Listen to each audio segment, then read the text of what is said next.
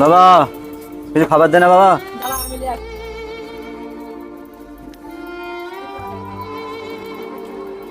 এখানে বসেন, আপনি এখানে বসেন, এখানে বসেন।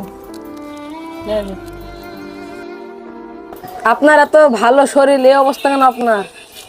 কেন শুনবে আমার কেন এই অবস্থা? হ্যাঁ বলেন। আচ্ছা তাহলে শোনো। দুনিয়াতে আমি অনেক টাকাওয়ালা মানুষ ছিলাম, রাত দিন সব সময় নেশা করতাম। জুয়া ছাড়া কি আছে দুনিয়ায়? গাঁজা মদ আর জুয়া খেলা ছাড়া যেন আমি কিছুই বুঝি না। আমার গার্ড আমাকে একদিন বলল, বস, আপনাকে অনুরোধ করছি, আপনি আর জুয়া খেলেন না, আপনার সব নিঃস্ব হয়ে গেছে, আপনি আর নেশা করেন না। সে আমাকে সব সময় বোঝাতো, কিন্তু তার কথা আমি কোনোদিনও শুনিনি। তারপরে আমি নেশা করেছি, আবার খেলতে চলে গিয়েছি। চল বস এখানে, এই খেলা শুরু কর, খেলা শুরু কর। এই খেলতে খেলতে একদিন আমার সব টাকা শেষ হয়ে যায়, তবুও কিন্তু আমি খেলা ছাড়ি না। শালা খেলা সবই শেষ হয়ে গেল। বাট বাট, এই মোবাইল থাকলো আমার। যখন আমার টাকা পয়সা সব শেষ হয়ে গেল, তখন আমি আমার নিজের মোবাইলটা ধরলাম, যে শেষবারের মতো দেখি জিততে পারি কি না। হ্যাঁ জনি মাল দে। খেলতে খেলতে যখন সব কিছু শেষ হয়ে গেল আমার, তখন আমি নেশায় না থাকতে পেরে খেলার মধ্যে নেশা করতে লাগলাম।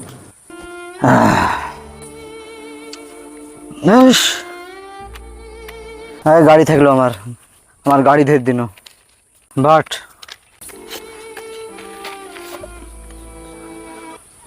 আমার বাড়ি ভিটে সে দিয়ে দিন, যাই দলিল দিয়ে দেবো, ধরা হয়ে থাকলো। শেষ পর্যন্ত আমি আমার বাড়িটাও খেলাতে বিক্রি করে দিলাম।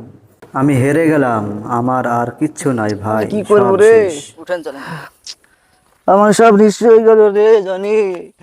আমি জুয়া খেলি দুনিয়াতে, আমি নিঃস্ব হয়ে গেল রে। হ্যাঁ জনি, দুনিয়াতে মানুষ যেন জুয়া না খেলে রে জনি। আমি কেন জুয়া খেলনু রে জনি? আমি জুয়া কেন খেলনু রে? আমার এত ধন সম্পদ থাকতে সব শেষ হয়ে গেল রে জনি। আমার টাকা পয়সা কোথায় গেল রে? আমি কি করবো রে জনি? আমার টাকা পয়সা সব শেষ হয়ে গেল রে। মানুষ যেন জুয়া না খেলে রে। আমার সব কিছু শেষ হয়ে গেল জীবনে, আমার আর কিচ্ছু নাই। কয়েক বছর পর আমার অবস্থা, দিন দিন আমি পাগল হয়ে গেলাম। আমি রাস্তা রাস্তা বোতল পোড়ালাম। আমার জীবনের কত কষ্ট হচ্ছে সে আমি বুঝতে পারছি। মানুষের কাছে যে আমি হাত পাচ্ছি, আমি ভিক্ষা